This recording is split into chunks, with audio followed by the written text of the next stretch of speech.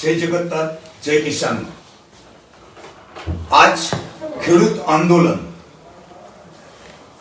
અલગ અલગ તરહની આપણે ગુજરાતમાં વાતો થાય છે કે ફલાણી રીતે ચાલે છે, ઢીકણી રીતે ચાલે છે।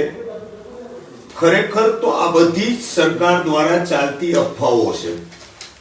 હવે અહીંથી આંદોલનની ઓફિશિયલ પેજ, યુટ્યુબ, ટ્વિટર દરેક ઉપર ઓફિશિયલ પેજ, ઇન્સ્ટાગ્રામ દરેક સાથે જોડાઈ જજો, જેથી તમને આંદોલનની સાચી માહિતી મળતી રહે। કારણ કે આપણે ગુજરાતમાં તો ઘણા લાંબા સમયથી આપણે વનવાસમાં છીએ।